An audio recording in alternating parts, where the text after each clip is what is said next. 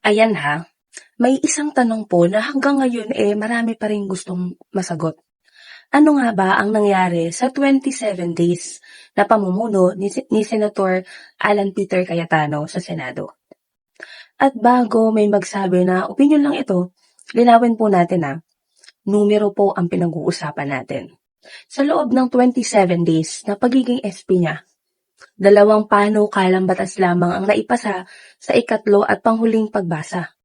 3 sa ikalawang pagbasa, 1 resolusyon.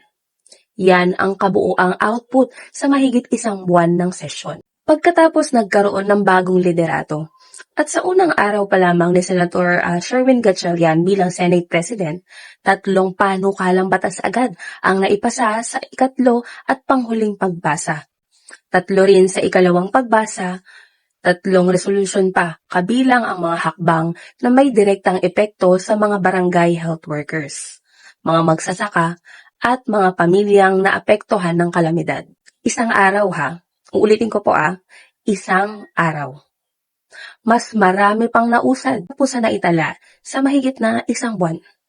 Ngayon, maaaring sabihin ng iba na hindi daw patas ang paghahambing. Pero ito kasi ang tanong ng publiko. Napakasimple lang. Kung kaya palang gawin sa 1 araw, bakit hindi nagawa sa loob ng 27 days? Bakit may mga panukalang batas na natenga? Bakit may mga programang naghihintay ng aksyon?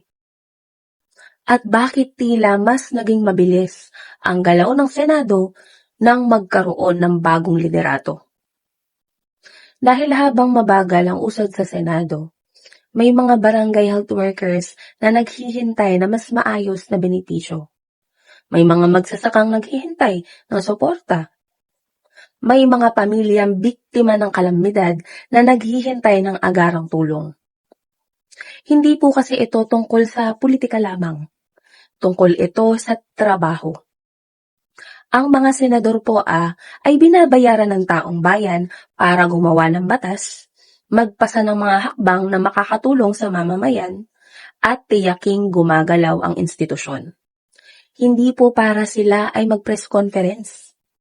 Hindi para sa photo opportunity, kundi para magtrabaho. Ang pinakamalakas na argumento ay hindi po galing sa mga talumpati. Nasa mga numero. At sa paghahambing na iyon, malinaw kung sino ang nakapagpakilos ng Senado at kung sino ang nagpaantala rito.